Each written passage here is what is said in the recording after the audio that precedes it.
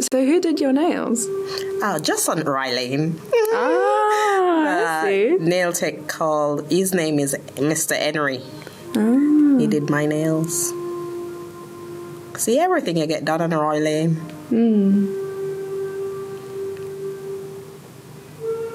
They look really, really nice. Thank you. I love your jewellery as well. Oh, thank you. Thank you. The cross that I put on it. Yesterday, my son prayed for the first time. Wow. And he really went into it. It was like, Heavenly Father, please protect my mother and give her the strength that she needs. I was like, I don't know my child could pray like that. Yeah. So, what is like one thing about Peckham that like you wouldn't change? Because there's a lot of The shopping area. Yeah. Definitely. Because that's what really makes it Peckham, the shopping area. That's what makes it Peckham. So that's it. So all this changing and like, oh, you want to change up the shopping, especially for Morrison's. I heard that they're going to remove Morrison's. I think they're putting buildings in there, like apartments. You move that now. Come on now. You're taking away Peckham that everyone knows. Because there's no place like Peckham itself. What would I not change? The buzz of Peckham. There is a particular type of buzz that you never get it anywhere else. When you're in Rylane, you know you are in Rylane. One, because of the different type of smell. Even if the fish doesn't smell right, but you know you are in Rylane. How long have you lived/worked in Peckham? I've lived in Peckham for over 5 years. And then, so when I came, I saw Peckham, and then I realized that Peckham is just like Africa. It's like Africa in the heart of London. Peckham seems to be rife with a lot of that stuff. A lot of people doing independent stores. So that's a really positive thing as well. A very positive memory is just my friends and I waiting outside Peckham Plex, and just for a few of us to meet up and hang out, and then we'd all go in, watch the film, and come out and then go to Peckham Levels afterwards, after watching the film. So that social aspect particularly is really nice. It was a very central place for a lot of us to get to, and for us in South East, for us to get to and just enjoy each other's company and enjoy Peckham.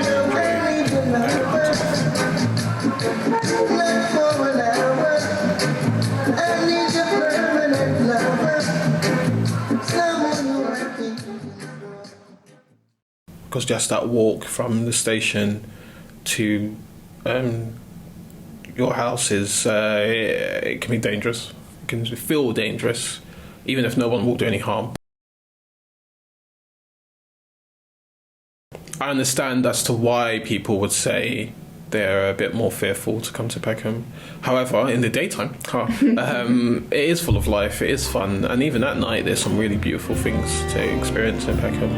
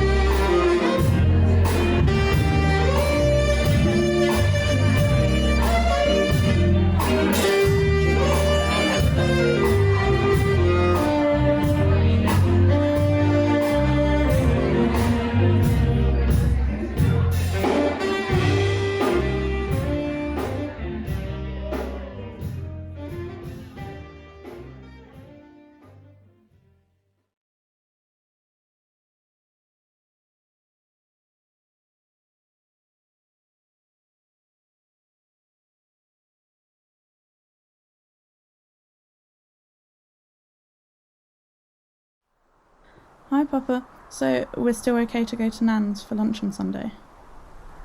Yeah, no problem. Yeah. And I'm okay to film? Yeah, but not too personal. You really like that, you understand? Yeah, just got to be like that.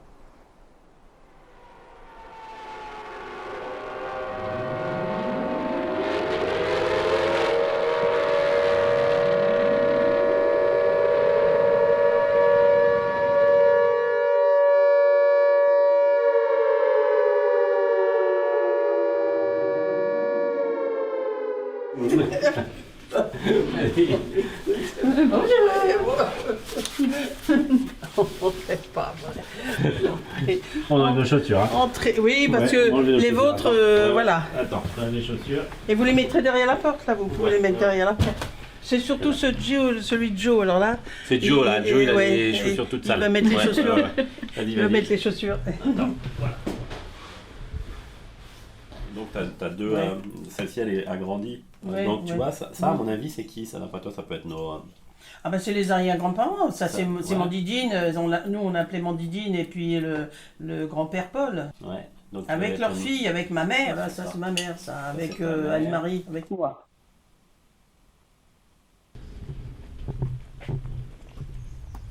Quel âge quand René Dio est décédé? Quand ma mère est décédée, elle avait 47 ans et moi j'avais 13 ans. So what was her mother like? Ouais, ta mère, elle était comment, justement? Ben, tu René vois. Dio. Oh Ouais. mais elle, très discrète, elle parlait pas, elle ne discutait pas tellement. Ben moi je sais qu'en effet, c'est tout, on jouait avec elle, on lui faisait des coiffures, le jeudi comme on n'avait pas d'école, on faisait comme ça, Ouais. et puis bon c'est tout, non. Donc toi, tu t'en souviens quand même de ta mère? Ah oui, bah, Ouais. bien sûr, on s'en souvient tout le temps. Was she tired? Was she ill? Elle est morte de tuberculose. So that Ouais, is ouais, a on- long time? Ouais, aujourd'hui on dirait la tuberculose, mais Ouais. elle a toujours été malade. Elle était malade quand elle a fait. Ben elle a oui, fait l'école. exactement, qu'elle était sûrement, et puis sûrement que ça a empiré, parce que l'exode ça a été de mai-juin 1940 que Ouais, j'ai c'est ça. regardé, Ouais. C'est mai-juin. Donc elles ont marché pendant un mois, c'est le maire qui a obligé les gens, ils ont dit les Allemands arrivent, sauvez-vous, on va vous assassiner, mais il y en a qui sont restés, tout le monde n'est pas parti de nos gens là. Il y avait sa mère qui était dans la brouette, et les filles qui ont marché, et puis et Martial n'avait que 8 mois. Ben, on était sur la route, on marchait direction Paris. Et ben, dès qu'on entendait un avion, tout de suite, il fallait essayer de se cacher parce que d'en haut, ils mitraillaient tout ce qui bougeait sur Terre. Et puis, bon, ben, nous, de toute façon, on n'avait pas de voiture, alors on a fait nos baluchons et on est parti à pied. Mais eux, la famille Paudière, comme il avait donc une camionnette, il a fait monter sa famille dedans. Mais comme l'avion, ben, il a vu que c'était une voiture qui partait, ben, ils ont été mitraillés. Et je crois qu'il y a la mère, elle a dû être tuée. Et puis ma copine, elle aussi, elle a été tuée parce que je ne l'ai plus jamais revue après.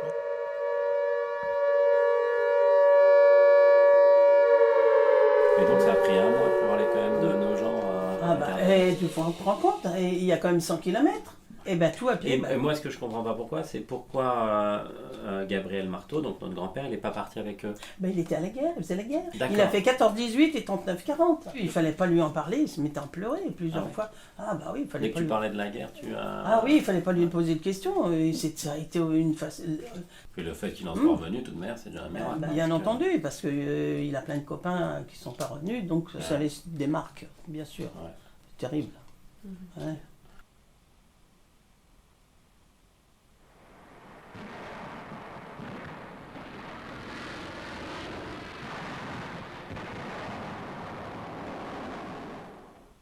C'était quand?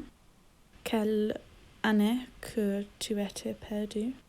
En 40. En 40, ça, pardon, Exactement, puisque 40. l'exode c'était mai et juin.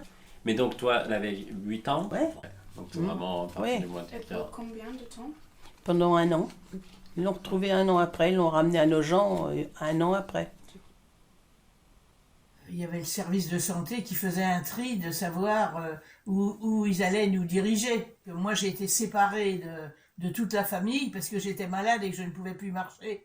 Et il l'a mis à l'Hôtel Dieu, tu vois. C'était l'Hôtel Dieu, c'était un hôpital pour les pauvres, pour les officiers où tout le monde arrivait blessé terriblement.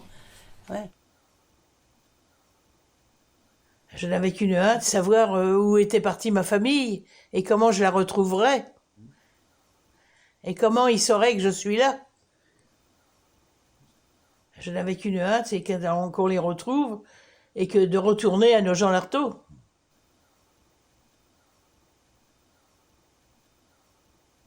Après que j'ai été opérée et après qu'on m'ait mis dans une maison de convalescence où il y avait une infirmière qui venait très souvent me questionner. Tu sais pas où allaient tes parents, tu sais pas, vous alliez dans la famille, vous partiez de vous-même. C'est la Croix-Rouge qui l'a emmené, parce que la Croix-Rouge faisait des recherches. Ouais. Les enfants, tous ces enfants abandonnés, ils ont fait des recherches.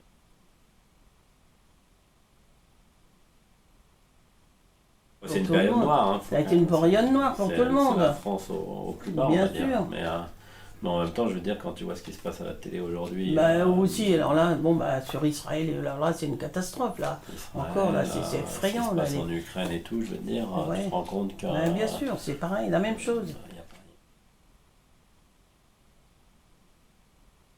On peut prendre une photo en famille? Ah ouais, oui. Okay. Bien sûr, c'est bien. De nouveau, écoutez. Voilà. Comme ça, tu m'enverras une photo. Avec photo. Une photo. 3, 2, 1. T'es prêt? Oui, oui, alors, mince, c'est choquant de ne pas voir la lumière. Oui, c'est bien.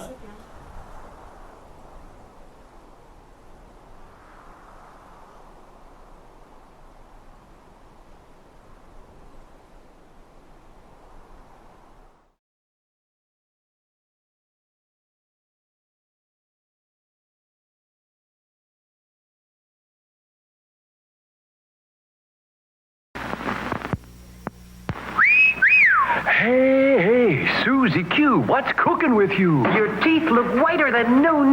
My teeth aren't new, but my toothpaste is new Pepsodent. Get with it, kids. New package, new flavor, new formula too means brighter smiles for me and you. You'll wonder where the yellow went when you brush your teeth with Pepsodent. The new formula with IMP gets teeth much whiter. You can see it cleans the stains and film away while Irium fights tooth decay. You'll wonder where the yellow went when you brush your teeth with Pepsodent. The taste is new, so fresh and clean. That new taste really lasts, it's keen. And while it makes your smile a rave, it also makes your breath behave. So start going steady right away with Pepsodent. Get some today. You'll wonder where the yellow went when you brush your teeth with Pepsodent. Pepsodent.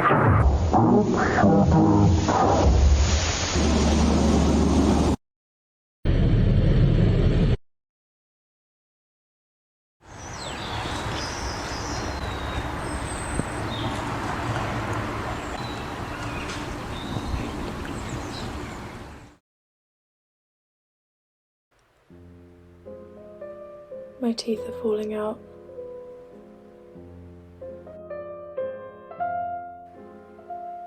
I'm leaning over a sink, staring at my reflection in the mirror.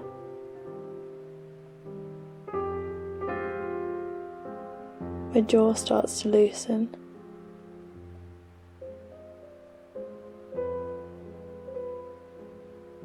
My gums start to throb.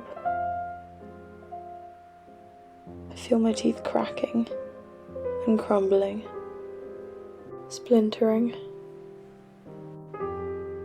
They're hanging by their veins.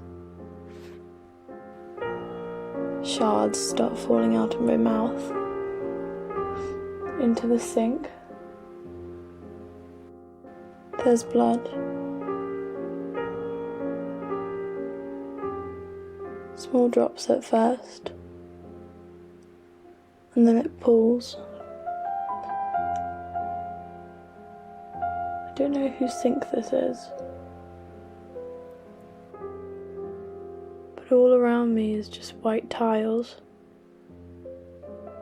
and the sink is overflowing, but I can't move.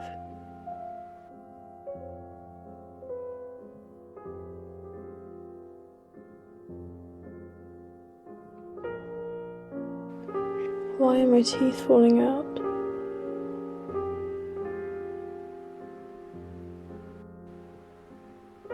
They say I might need to improve my communication skills.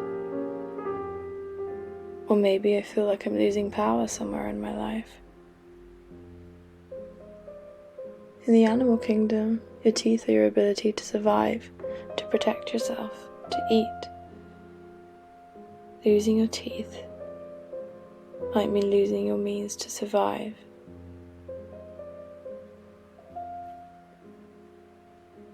And how about keeping a journal? How about you journal about your teeth falling out?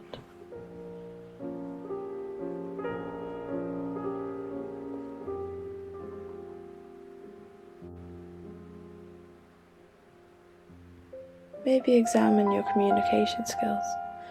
Do you need to listen more? Do you need to work on expressing yourself more? Do you need to speak up more? Do you need to be more confident in what you say? Do you need to be more tactful? They say when your teeth fall out again, all these little clues will tell you what it means.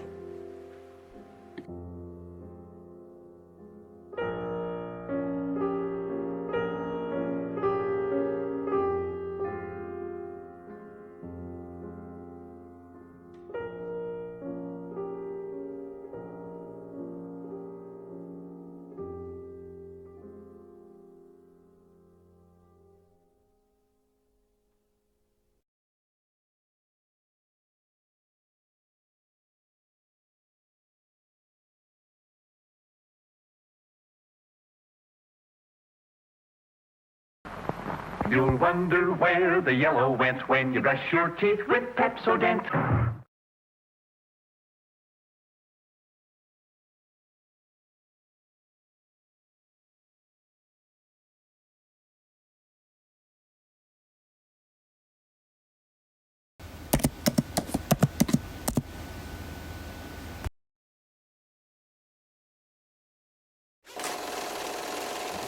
A week even before my birthday, I said to him, do not buy me any gifts, anything expensive.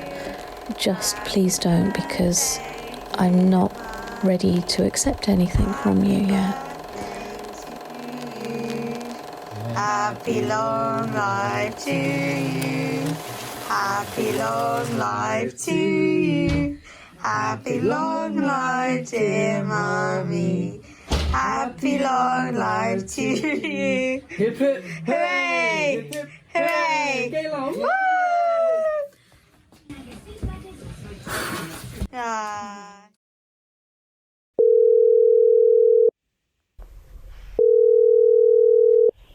You are through to the National Domestic Abuse Helpline. If you are in immediate danger, please hang up and dial 999 for the police. All calls are confidential. The only exception to this is where we believe a child or vulnerable adult may be at significant risk of harm, or if someone's life is in immediate danger, in which case we may need to share that information. We do not voice record any calls, but calls may be monitored by our team to make sure we're providing the best support possible. Thank you, baby. It's like fucking fucking yourself, right? Right? You're gonna hit us? You play your game, I play my game. I play that game. House as well. Where's your boundary? You're gonna punch me. Show me your boundary. You threaten me. You're gonna lose It's your my job. house as well. You're gonna be fucked up everywhere. Well, now you know.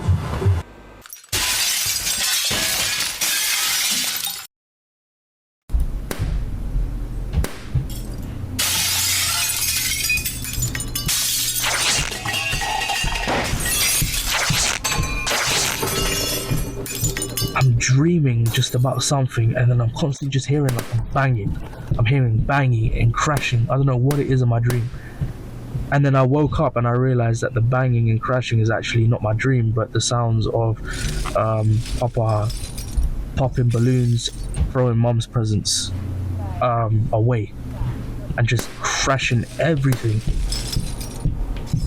And I wake up and I'm like, what in the heck is this? And then I just peeked through the door, the little glass door that he had, and I looked, and then I saw through the little gap that he was literally just popping balloons, dashing stuff away, dashing the cake in the sink and everything like this. I'm like, oh man. I picked up the phone and then he was like, oh yeah, go on, do it, you know. And I called, but then he said, well, you know, what are you going to call the police for or something? Anyway, I think for whatever reason, I hung up, but because my phone number was on an alert, they showed up anyway.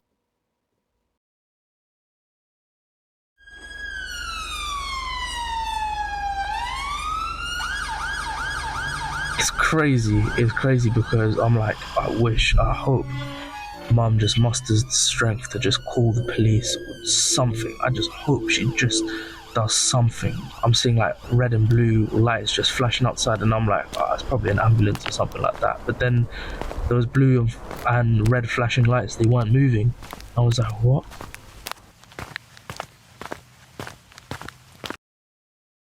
And then I'm like, is that for us? And then all of a sudden, I'm just hearing a knock on the door. I'm like, I hear the gate open, and I'm like, no, literally. And again, like, you know, yet another shock to the system. He was then being handcuffed, and a police vehicle was ordered to take him away. And as if the night couldn't get even more dramatic, you know, in the next room, and he talked himself into getting arrested, basically. You know, he's like, I don't want you in my house now, I think I've had enough of you, and you know, this is my house, I think I want you to go now, you better go. And then I'm outside thinking, oh well, that's that, he'll sober up, you know, it's a pandemic, there's 3 of us and the cat, where are we going to go? No, you know, and I remember just thinking, oh well, he'll sober up. They weren't able to do anything, so they just arrested him for breaching the peace. He said it's a bank holiday weekend, so there'll be no magistrate to action occupation order. There was about 4 hours with which they could hold him, because the duty officer in the morning then be obliged to release him. Police officer come by and basically suggested that we should flee the property immediately. And then as soon as he said those words, my first instant thoughts were hallelujah. Oh my days.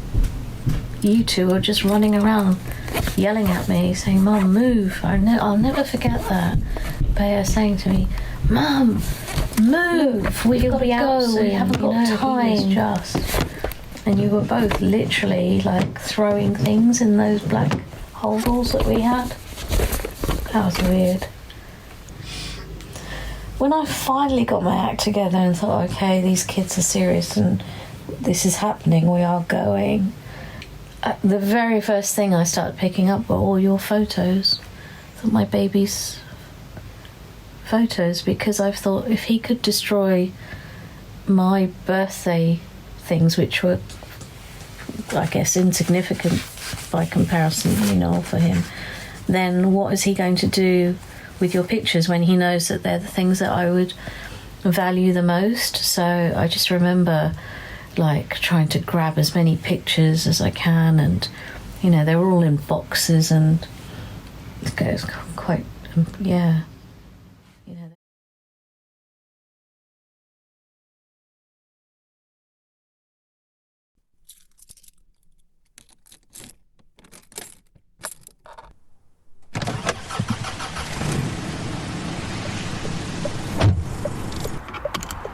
I was scared, I was panicking, But I was also happy and I was also excited as well, because it was literally just like a race against time. Just like, you know what, we're actually getting out of it. It was literally like being released from a prison.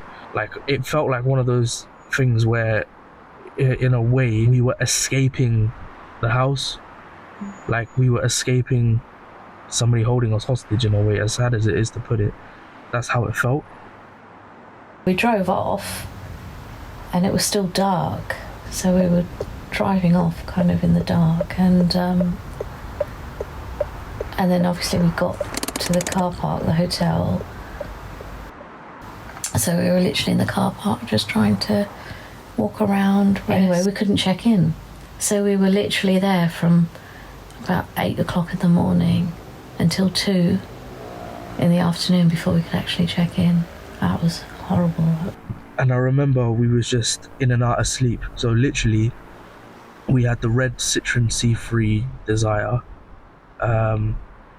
It was this 2005 model, really, really small car. We pushed all the seats down. Yeah, me and Mum and Smudge, we were literally just cramped up against the wheel and the dashboard, just in and out of sleep, in and out of sleep, in and out of sleep.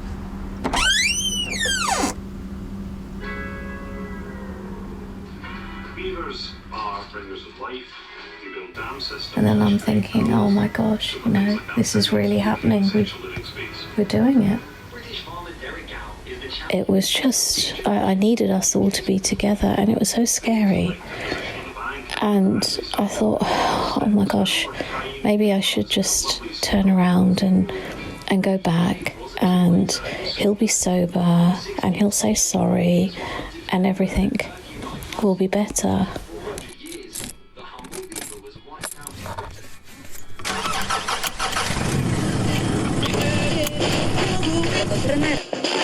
The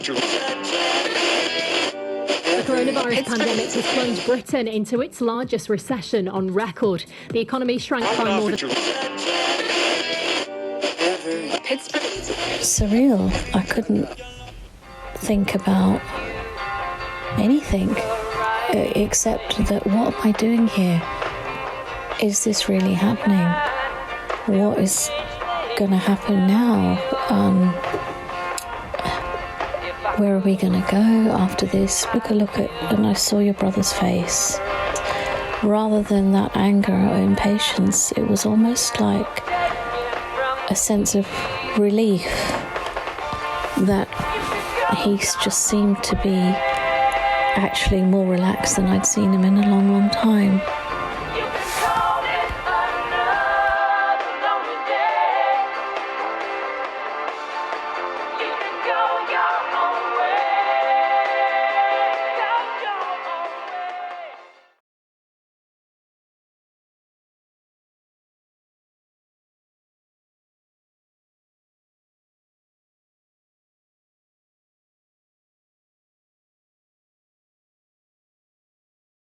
Growing up, Aga was always there when we needed him. He was always one of the strongest pillars of the family. With Aga Mamu, anything was possible. He lived his life on his own terms, the way he wanted to. No one could stop him from following his heart. I remember him being a very fun, entertaining, lively person. He had a great sense of humor. And I always enjoyed his stories, his jokes, and of course his cussing in Punjabi. This was the first person I'd ever lost really close to me. I hadn't lost someone close to me before. When Nana passed away, I was in London. And obviously I still remember that night when I was in Ami's room. And I remember I was sitting there with Ami, and Pupu came. And I remember her coming upstairs, and I remember how she just came upstairs, and I was having casual chit-chat, I was laughing, and then within 10 seconds of my life, everything changed. She literally said to me, "Your mom called me 5 minutes ago," and I knew there and then what happened. We all of us suddenly had a call that we are going to put him on the dialysis because his kidneys are going now. He have got kidney failure. And we all are praying that Allah, if he'll be in good health, then it's okay. Otherwise, don't put him in any test. And that night, we had a call at 1 o'clock in the morning, 1 p.m., 1 a.m. in the morning. We had a call that his heartbeat is getting really slow, so just come. And after half an hour, we got a call that he has passed away. I remember the last time I saw him, we all took this group selfie of us, and I remember we took so many pictures of him that year, that summer we went. And I think those were like my fondest memories. And I am so glad that, I have this picture of me and him with me standing in my graduation cap after my A-level results. And I remember him going to me when I first moved to the UK, going, observation तुम्हारी अच्छी है लेकिन हर एक पे trust मत करो trust from very few people अपनी judgement देखो सही करो 3 years later, I'm graduating and he isn't here to see it. He was our best friends. Not even mine. He was your best friend. Yeah. And you used to say whatever you want to say. Don't even think we used once. to wind him up so much. I remember. You don't even think once what you're talking to him. Do you just tell anything once, to him. like when I had really bad stomach pain, he came into the room. That was a funny story. He came into the room. He made fun out of me. He left the room, and I walked into the other room and I felt a bit better. And everyone in that room going, "Oh, I have stomach pain. I have stomach pain. I have stomach pain. I have stomach pain."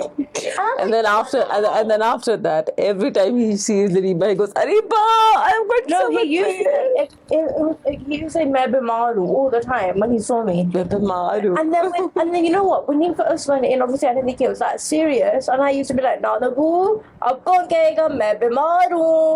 Yeah. I used to really like push his buttons at points, but he pushed mine. And Ariba, please, I will not say what you mean. I am your best friend. Thank you.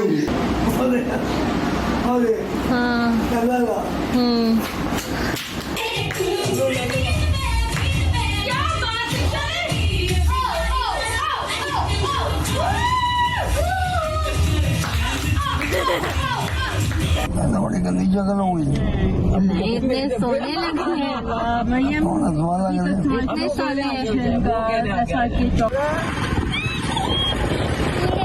The last time I saw him in Pakistan, he was like to me, "Come, let me take you on my motorbike. Come, let me take you on my motorbike." And I think that's my biggest regret. I didn't sit with him then, because now when I look back, I'm like, I should have sat there. But at that point, I was like, I'm too old for this. Like, I shouldn't be sitting on the motorbike. Kind of situation. I don't miss a chance to sit on a bike with Abu, because I know when I used to hold him as a child. No, even now. I used to when he used to go out, I was like, Abu, okay, I'll come with you on the motorbike. He used to fly on his motorbike. A very important part of my life. He taught me how to ride a motorbike for the first time. Baki sab to darte the, lekin since he had a motorbike, and every time I came to Lahore, he would give me lessons. So that's where I learned to ride a bike. His motorbike. He's the most possessive person I've seen about his motorbike. I've seen Nano try to sell it a couple of times and he went, "No, I'm not letting you." No, he used to say, "Take my life away, but I'm not going to let my motorbike go in." You used to sit on the motorbike a lot as a kid, didn't you? Yeah, he used to put me in front of him, and he used to give us ride, and he used to take me zoo and everywhere else, and he used to sing a song for me.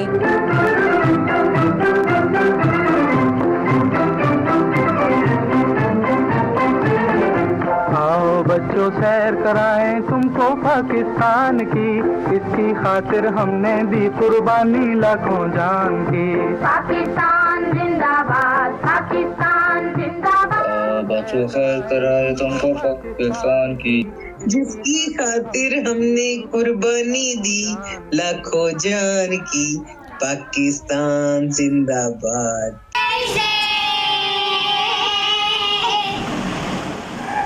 Happy birthday to you, mere madhe bade. Happy birthday to you. My father was everything to me. He was just a world to me. Yeah. Nobody has that place in my life ever and will not be. Yeah. Happy birthday Ripa बेटा ठीक है पाकिस्तान कब आना है I remember the journey on the plane and remembering the night before. I didn't want to go. I told my mum, please cancel my ticket because I didn't want to face reality. And then I landed in Lahore where I saw people getting ready, getting their bags, and they're all excited to go see their loved ones. And I remember that one person who was always there for me isn't going to be there. And the journey back home, it just reminded me of him, and I don't know, I was scared to go back home. That whole journey in my head was like, how am I going to react? Am I going to be upset? What am I going to do when I enter the house? I didn't know what to expect when I walked into the house.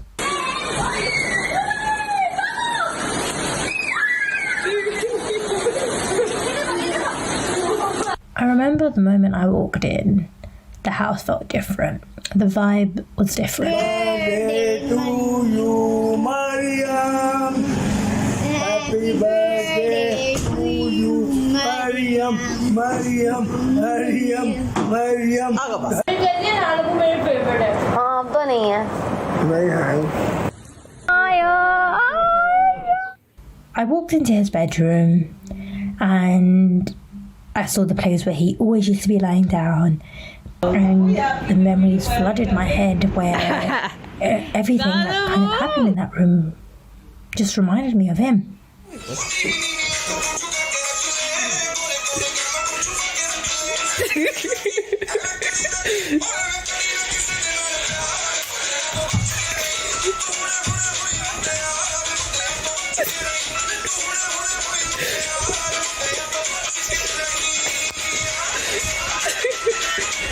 After a while, I thought about going into the room where he was sick in.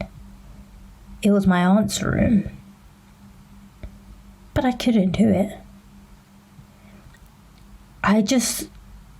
It was associated with just all his last moments. He fell into a coma in that bedroom, and he was sick in that bedroom. And I remember my mum and everyone's telling me to go into that bedroom and being like, no, you can do it, just go in, like, stop being a baby about it. And I remember being like, I can't go in.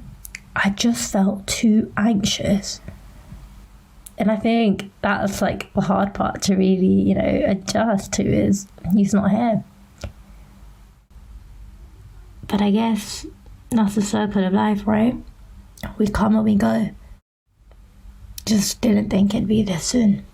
बच्चों सैर कराए तुमको पाकिस्तान की जिसकी खातिर हमने दी कुर्बानी लाखों जान की पाकिस्तान जिंदाबाद पाकिस्तान जिंदाबाद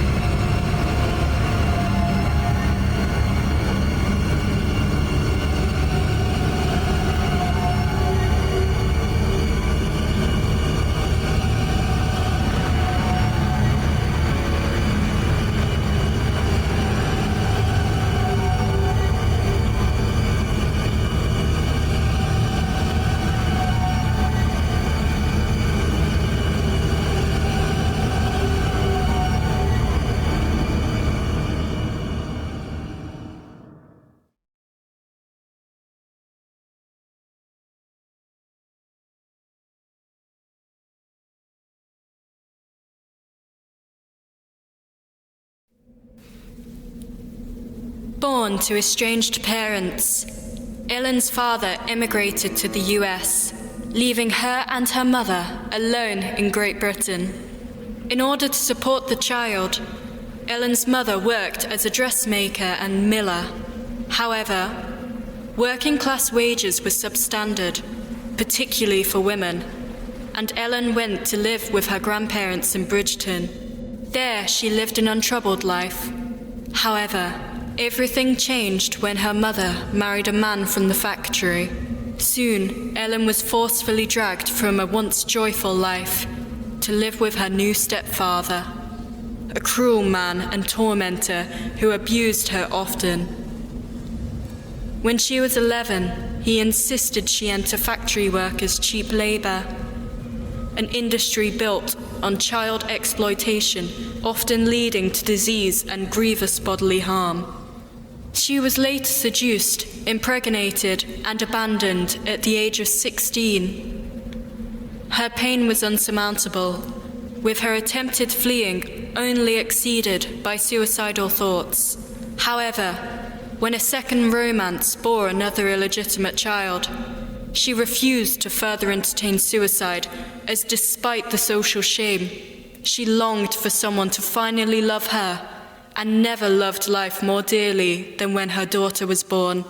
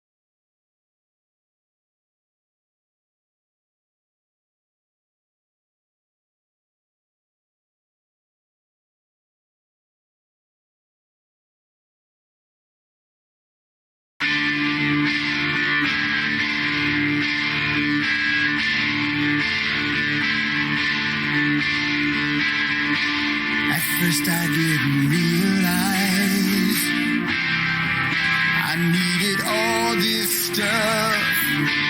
I had a little cottage, and that cottage was enough. A place where I could sit and knit, a place where I could sell my things. But now I've had a little time to reassess my needs, and I need a bigger office. I need a bigger chair, a bigger desk, a bigger staff, a bigger hat to wear, because I'm biggering on biggering, and biggering is triggering more biggering.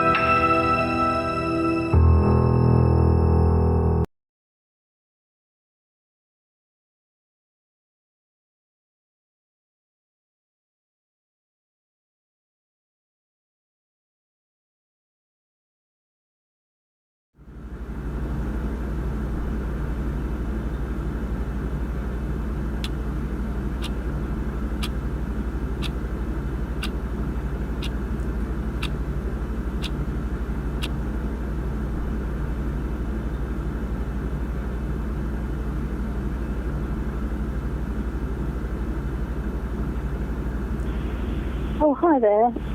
Is this Maisie? Hello, Maisie. I hope it is. It's Grandma. Just thought I'd give you a quick ring. I was just wondering if you'd finished all your exams or not yet. Anyway, don't worry about phoning back. I'll speak to you another time. And love you lot.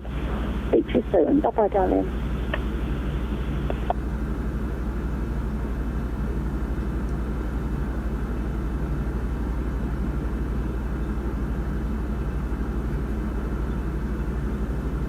Oh, hi, Maisie. I don't know if you've met my message or not, but did you leave a leather jacket in my dining room a day or two ago? Maybe yesterday or the day before. It's a man's, but it's quite a tiny one. Quite a smallish across the chest and that. I just wondered if it was yours, babe. Okay. Speak to you later. Bye. Love you.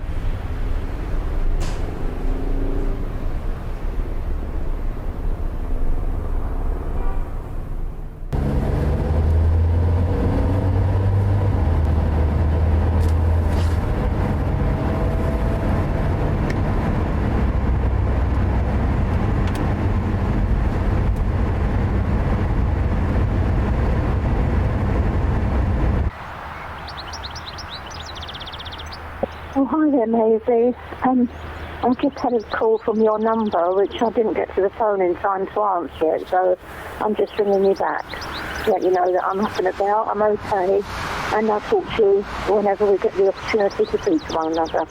Okay, darling, love you lot. Bye.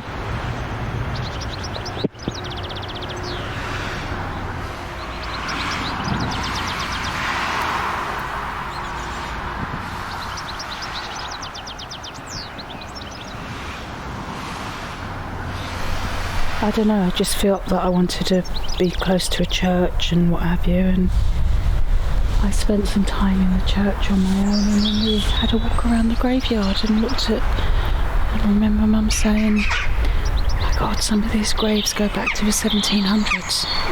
And here we are all these years later with the knowledge that our family members got married here and possibly buried here.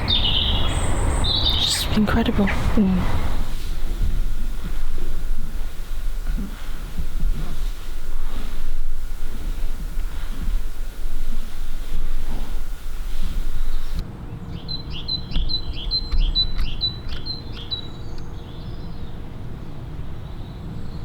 Shaky.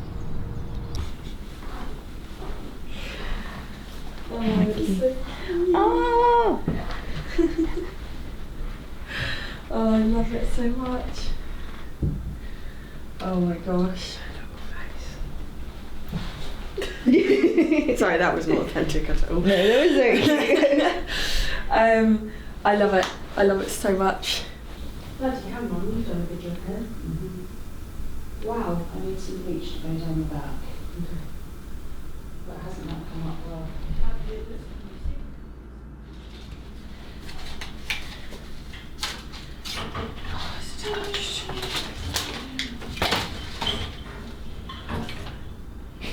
Oh, happy days. Oh, happy days. That's not going to fit. Funny enough. Yeah, I gotta say, for real, this is looking a little sad beige baby at the moment. It is, but we are like. But we like the terracotta. We do. Excuse you. I forgot about my bee. The bee. I miss the bee. Oh, it's going to be bigger than the baby. Yeah. This is inside me. It feels a bit freaky. How you doing, Mum? I'm alright. Good. You okay? Yeah.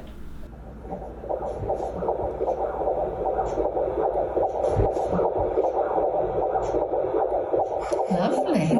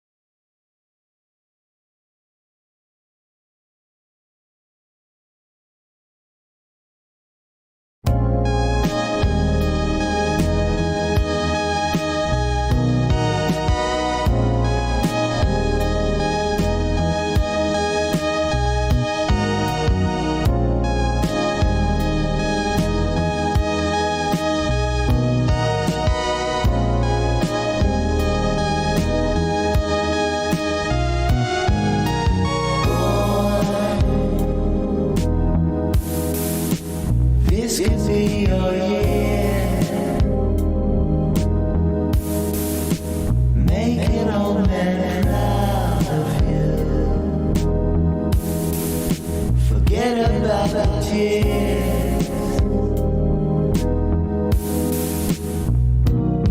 on the level. See me eye to eye. Stand up like a man, even from the other side. On the level.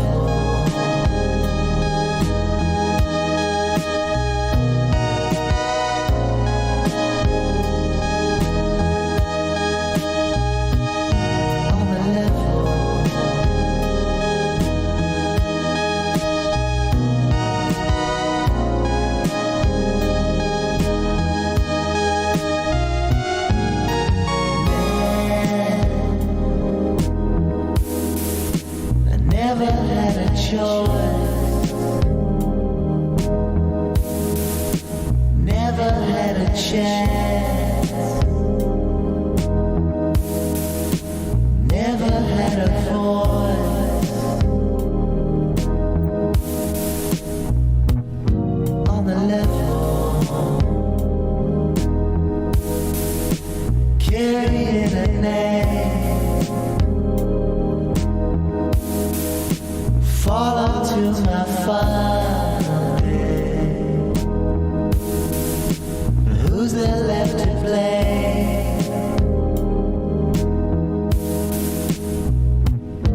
On the level.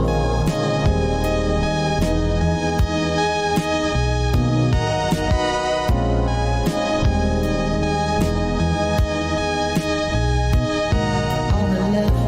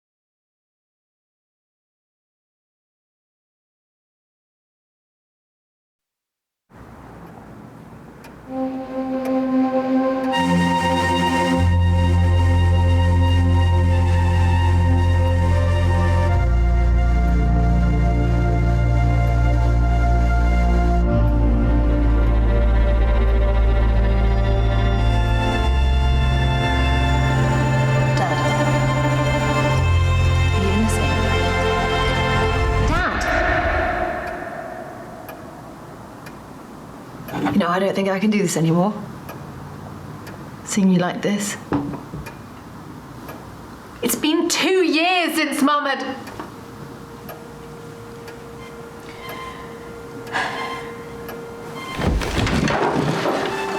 Olivia's birthday's coming up. And I wait to be there for her. For both of us.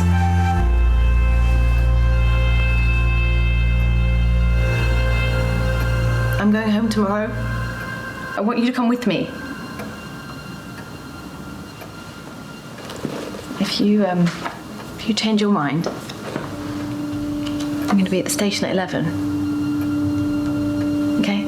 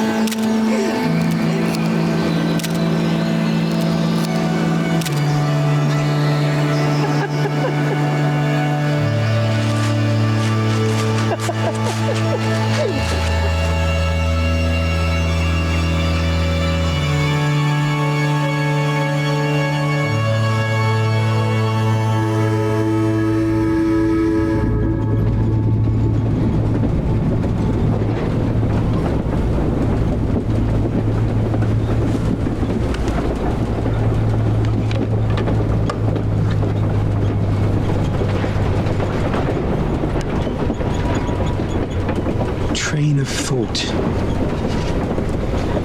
You can see, feel, whatever you can think of.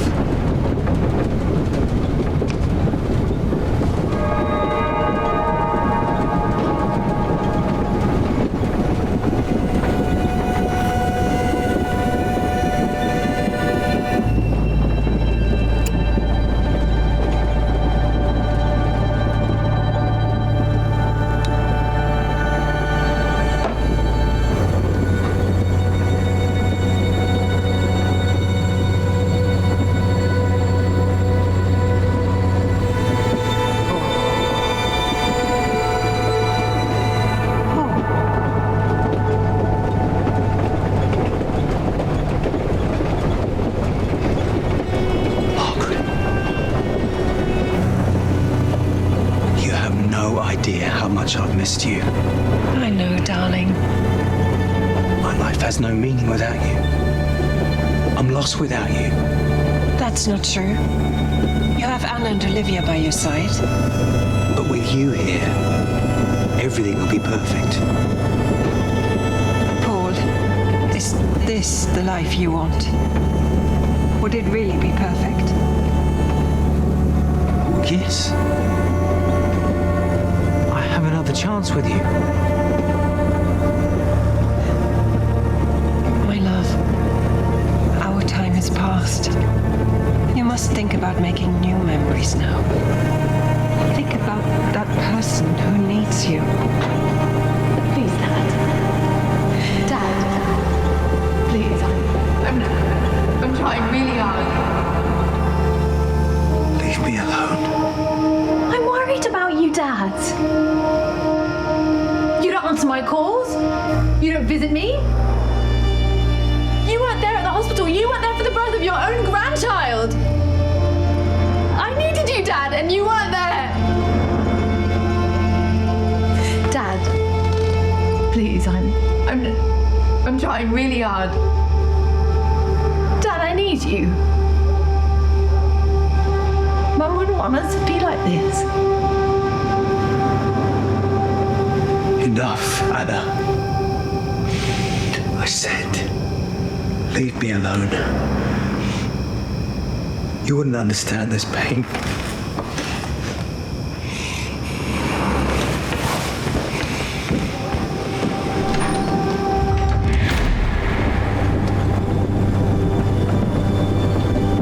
You need to accept that I can't be there anymore. Well, I can make everything happy. We can take care of each other. What about Anna? Who will take care of her and Olivia? Dad. I needed you, Dad, and you weren't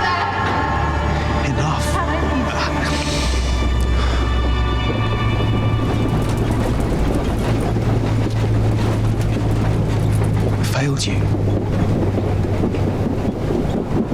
I couldn't stay strong for her. Couldn't be there for her. I failed. No, you haven't failed. When we love someone with all our hearts, we're afraid of losing those cherished memories of them. Afraid of the change it brings, we don't want to forget them. I don't want to let you go, Margaret. I'm not ready. I know, my love. Change is unexpected. It's difficult. There's someone who needs you more than I do. And it's not too late to be there for her.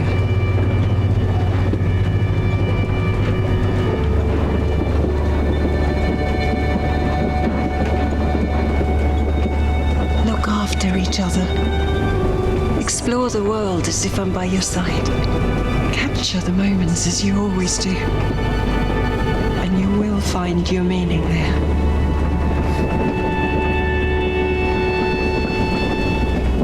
I'm scared, Margaret. I'm really scared.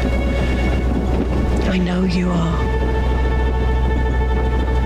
But you need to let me go. I'll be with you. It's okay, I'm not going anywhere. I'll be in yours and Anna's memories. I'll be in your hearts. I'll be with you. Just as we promised. Take care of our love.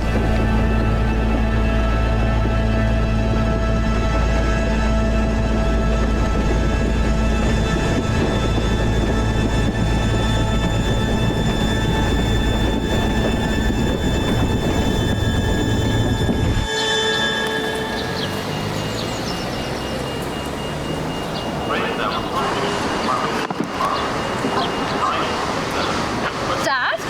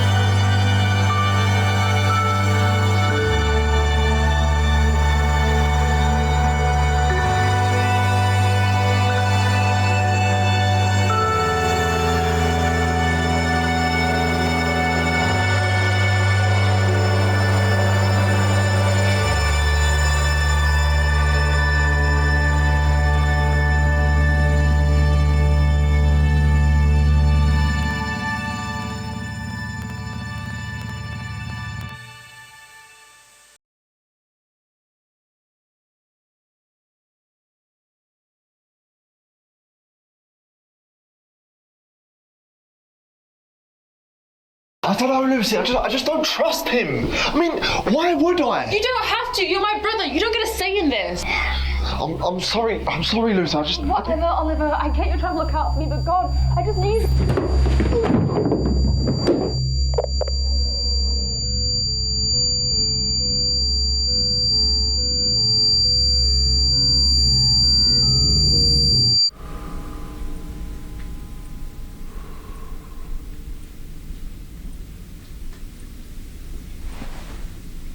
How are you feeling?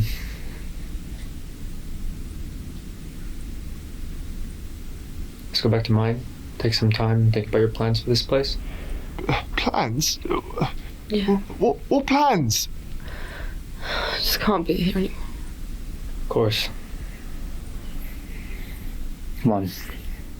Let's get some takeaway or something. On me.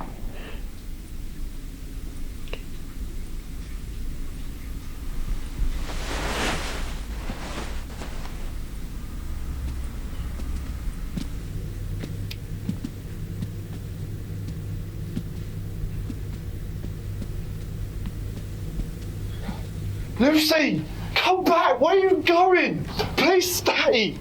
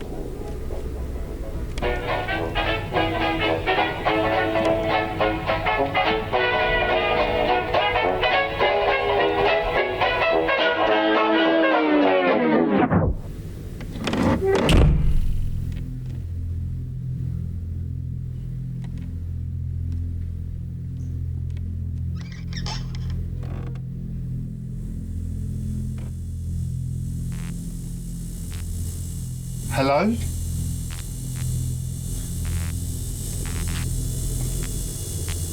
Lucy?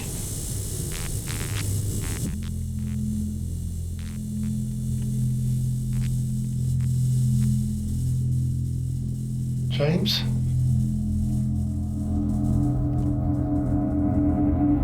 Get down!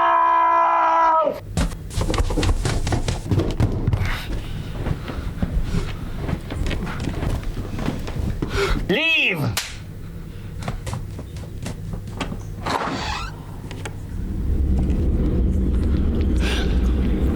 Get back inside! Make up your mind!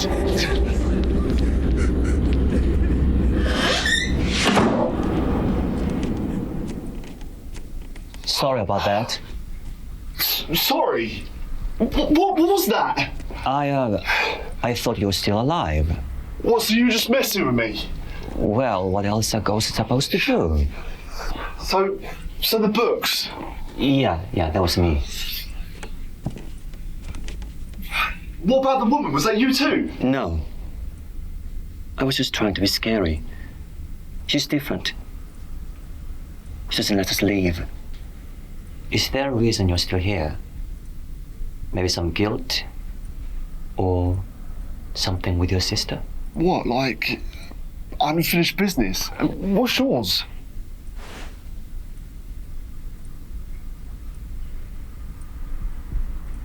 We don't need to talk about that. Oh, come on, you're asking about mine.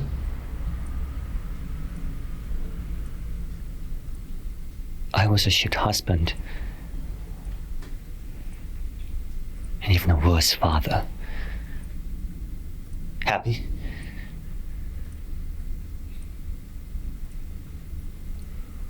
Sure you weren't that. Don't even try. Now, let's get back to you. I think you're right.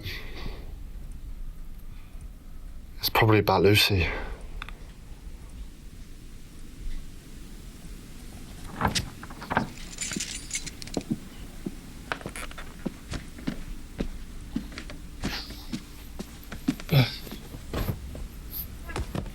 Put it down anywhere. Devon, I'm gonna go get the rest of our stuff downstairs. I'll come with you. There's not much left. That's her, right? You lucky bastard. What do you mean? She's the reason you're still here, isn't she? This is your chance. Yeah. Tom, what if I have to get rid of him? Yeah, that could be it. Really? I doubt that. Yeah, but you said I know better though, right? Suppose.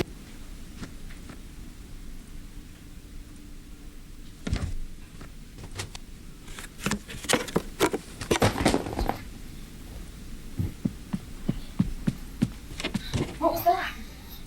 Must have left it on the edge. No worries. Just help me do the unpacking. I'll be upstairs with the unpacking. Okay. Come on, Oliver. We are ghosts, not assholes. What are ghosts supposed to do? And this might be my way out. Babe, Yeah? is there something wrong with the lights? Oh yeah, they fail sometimes. Oh, I'll take a look later. Okay, thanks.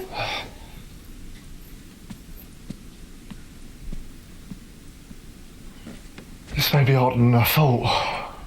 Right, what can I do to scare him off?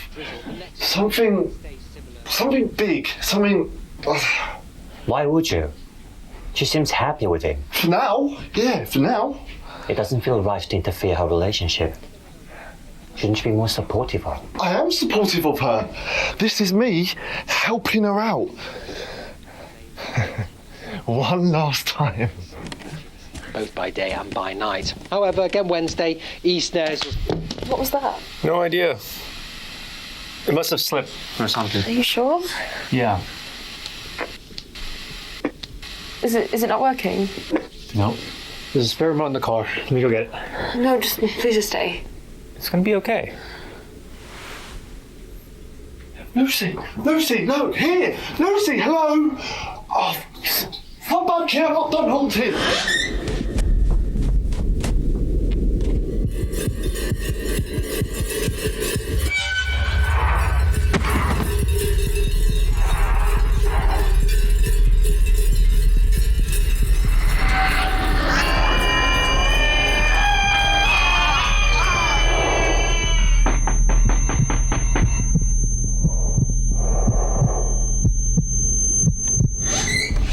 Can you give me any explanation for any of this? I mean, first the boxes, then the remote, and the light's always playing up. Well, the box was on the edge of the table. I dropped the remote, and clearly there's an issue with the lighting.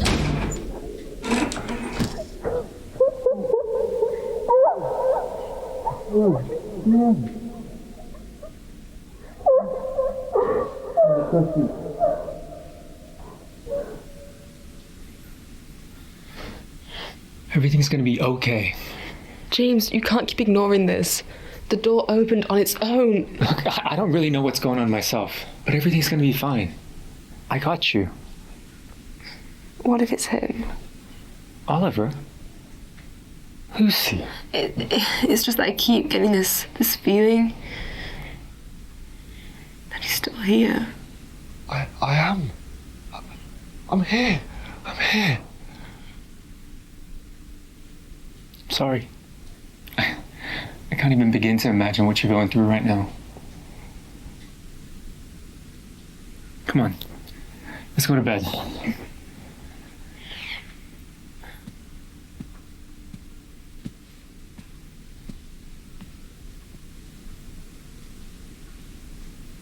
I have to go. What? I can't be here. I'm making things harder for her. She needs to move on. But you know what will happen out there. But I don't care. It's not for me. It's for her. Are you sure? Yeah. All right. I'll keep an eye on her for you. There's not much else to do.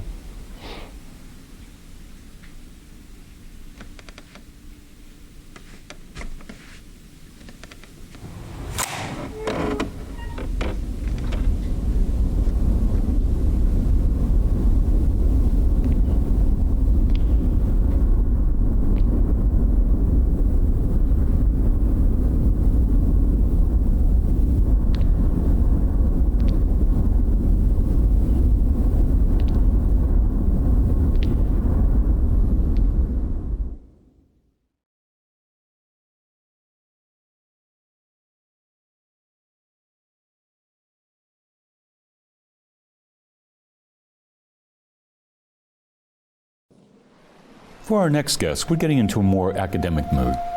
as we bring on a rising literary star. His debut novel has been called an instant classic and nominated for the Pulitzer Prize for Fiction. Please welcome Emerson Rowe. Thank you for having me. Wow. Instant overnight success. Well done. Yeah, I know. Thank you. Everyone's talking about your book. It's a wonderful read. A real page turner. Tell me, how'd you go about writing it? And weren't you living with Charlie Grouse prior to its release? For those who are not less in the know, he was a very famous author in the 1970s. Did he provide much inspiration for your work? Don't be so scared, dear boy. An empty board can be daunting, but it's also full of possibilities. A good writer builds his story from the ground up, knowing it better than he knows himself, even before a single word has been written. A story is only as good as its foundations. So draw from what is around you, what you know. What story are you, and only you, capable of producing? I don't know. Well, think, Emerson, think. What interests you in the world? What keeps you up at night? What do you want to discover?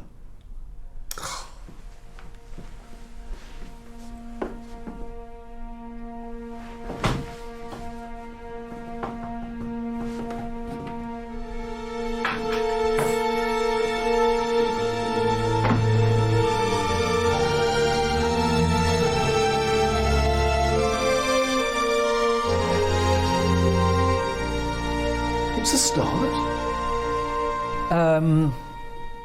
He was a mentor for a time. Well, there's been speculation that the relationship was more than that. It was more... It was, intimate. You still fail to identify with your writing. You seem deliberately to avoid doing so. Tell me what you know about yourself. What of your home, your origins? What do you understand of them?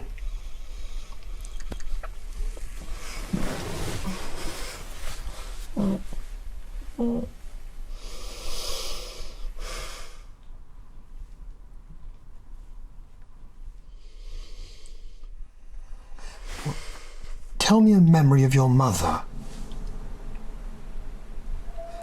What do you think of first? I see the beach. What kind of beach? Sad. Why do you think of it then? Mummy used to take me there when she worked late. We'd walk along the beach to the pier. She'd hold my hand. She'd just stare out to sea. I'd start to stare at her.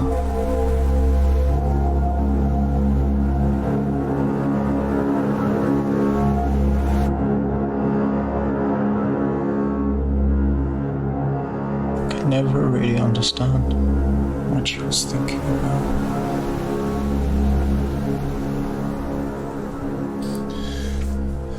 Your mother was a very complex person. It's such mysteries that keep us fixated on our childhood. Things we can never know, never understand.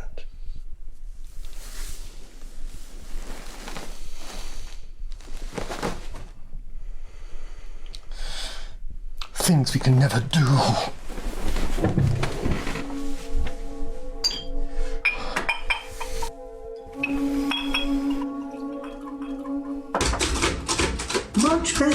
Much better. Who knows? By the time you reach my age, you may well have learned your craft.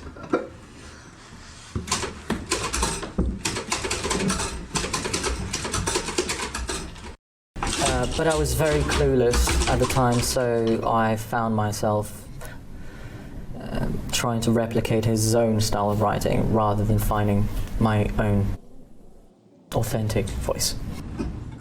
There was recently quite the stir about him working on what he claimed to be his greatest novel to date, sort of his piece de la resistance, so to speak.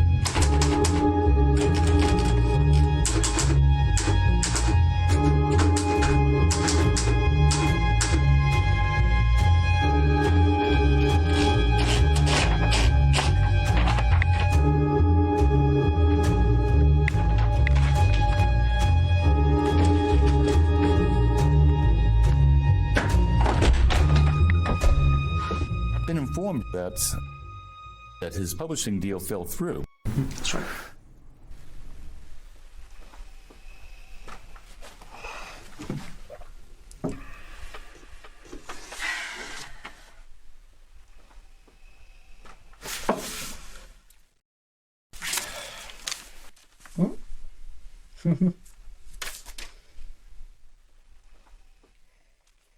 Charlie! Charlie, it's happening. It's happening! Why didn't you tell me that you finished your manuscript? This is a publisher, Charlie. This is good.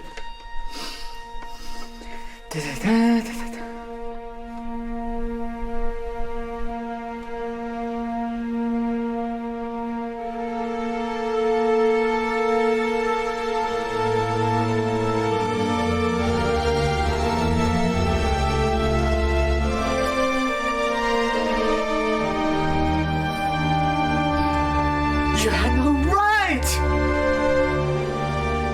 I had every right. Where would you be without me? Still stuck on that pier? Wasting your days away working in that fish shop? Your infantile writing getting you nowhere.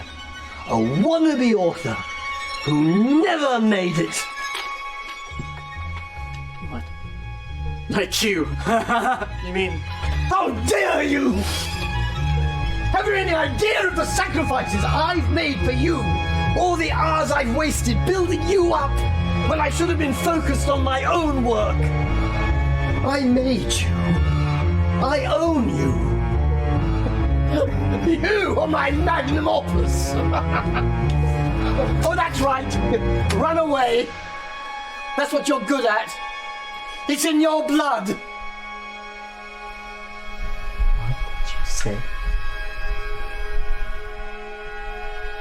Your mother was a coward.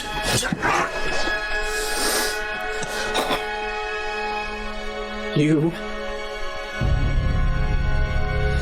are sick.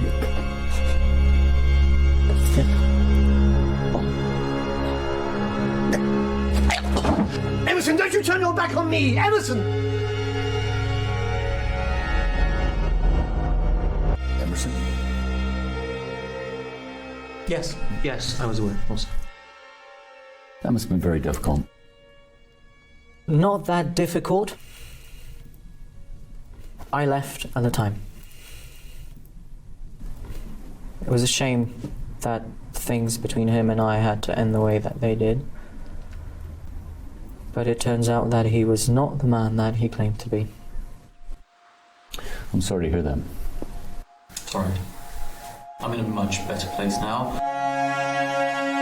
I'll admit that he helped me to hone my craft, so to speak, and understand myself better.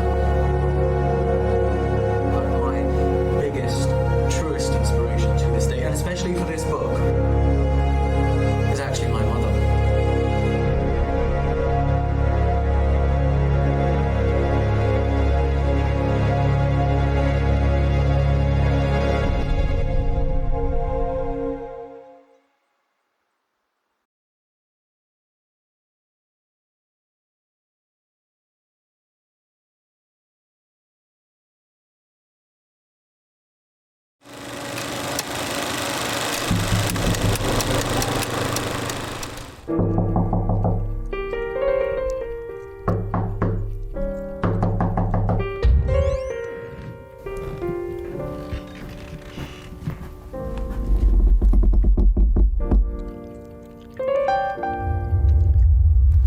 Please come take a seat. What can we help you with today? Batman and Robin for Home Alone.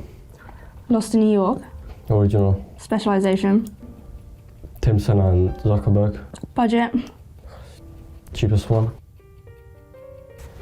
What do you want to wear? We have options for casual, business, business casual, black ops, black jumpsuit, French exchange student, or unisex catsuit. We're running a 10% deductible charge for the catsuits. They're leather. The black jumpsuit. Sign here, please, with the time, date, address, and billing information. Cash, please. Thank you for visiting us today. I hope everything's to your satisfaction. Of course, I must remind you, Mr. Nasir, that we're not responsible nor liable for any harm doings that may come to you or your bookings during their contracted hours. Do enjoy!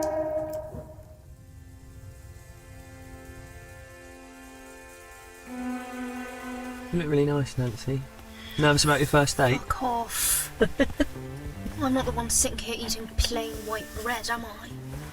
What's wrong with a snack before a job? It's unprofessional. Yeah, it's just a person not in black overalls. Did you not read the Sorry, brief? I didn't get the memo. I just think that outfit is extraneous. It's not important. You're fucking extraneous. What the fuck does that mean? Sorry, I'm fucking extraneous. Alright, boss. Nasir, yeah? What's that name? Is that like a Star Wars reference or something? It's my fucking name, mate. Don't listen to this twit.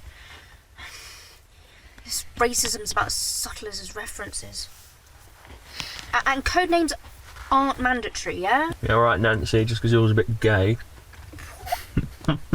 And yours Alice. What? Yeah, like, after Alice Cooper, my Arabian friend. Neither of you tell me exactly who that is? Yeah, right, man. Call me whatever you want. And I'm Turkish, by the way. Well, have they made it to Star Wars yet? I'm sorry. You get what you pay for. Nancy. It's her fucking first job, mate. Oh, stop. It's fine. As long as you tell him which locks to pick and me what cameras to kill, it'll be okay, yeah? Yeah, that's easy for you to fucking say when you're getting paid and not fucking scammed. Wow, excuse me. Sorry, do you want to call this whole thing off? Because, we're going in to get your guy? Yeah, who lives there anyway, boss? It's just some crack then. No, they're not even home, they're on the deal. Fearless leader doesn't even have a fucking floor plan. I mean, what's the deal here, mate? Give us something. Getting my brother. Eh? My fucking brother, Hamza. That's it. We do nothing, we get nothing, or we're going in to get fucking Hamza.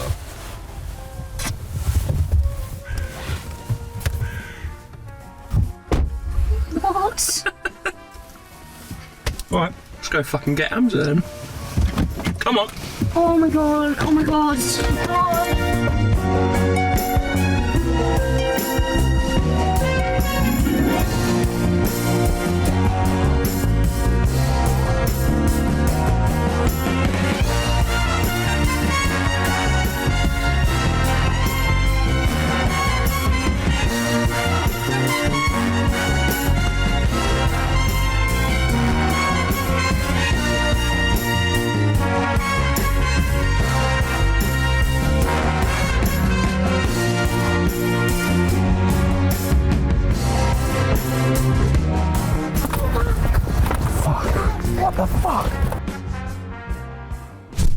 What's she doing? Tampax, man.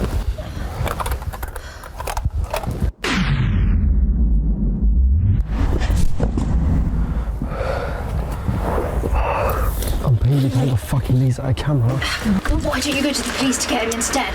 For free. Because I pay a lot more to save him. Even if he is a smackhead. Not that he actually is one. What are you trying to say, huh? Listen, Nasir. I've done plenty of jobs in my time. It's not like I don't know you're lying. This ain't no crack den. Go.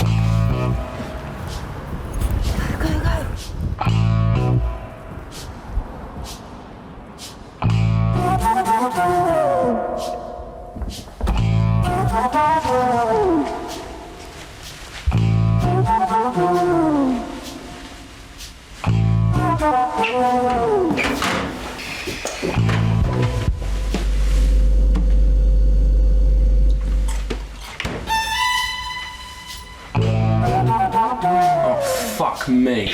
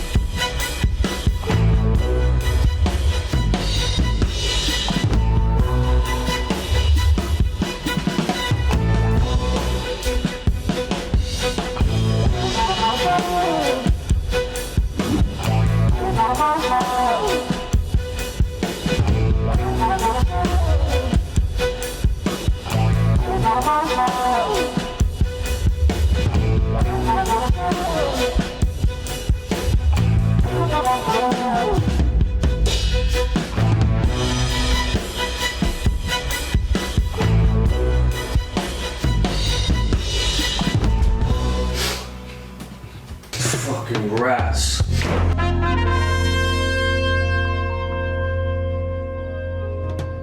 What the fuck? Fuck have you got us into? Fucking Nazis, man. You said you knew who that big fuck. Back in there. Him and his mates are always down my local, alright? Share a couple pints sometimes. They think I'm along. Oh, of course they do. Don't act like you don't have dodgy friends. I mean, you look like you're with them twink just stop oil people. What? And for all we know, his brother is an ISIS militant kidnapped by a fucking Adolf Hitler. I doubt that. What about you being a twink or him being ISIS? You knew they lived here. You fucked us. Sorry. You want me to print a brief for breaking into a Nazi clubhouse next time? What about Hassan? Did you make him up too? He's getting emotional, isn't he? Not for me. He pushed me. You pushed me. Fuck off.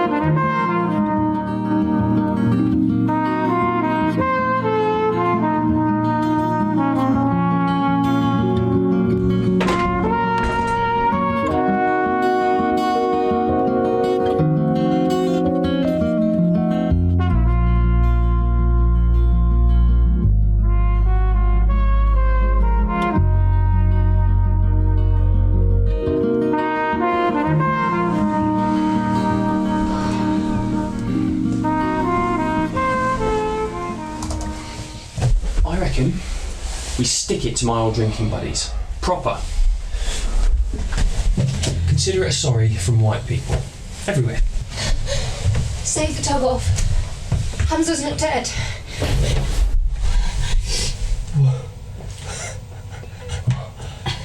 Fucking fascists.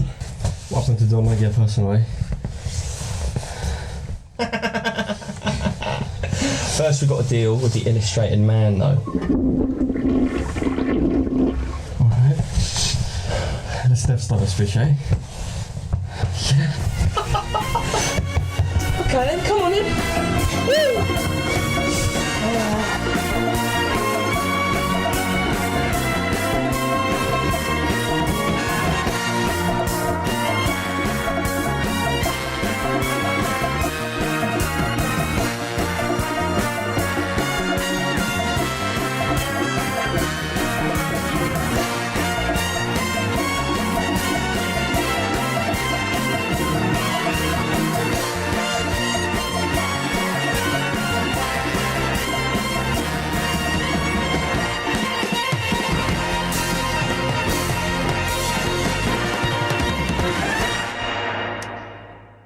Don't know why I'm down here. Must be something I said, or some small imperfection in my soul or in my head. Don't know why I'm down here. Don't deserve to roast or bake.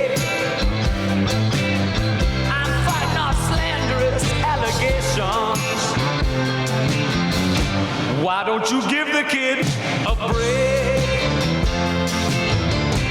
Know why I'm down here. Must be something I said I'm sorry for, or some small imperfection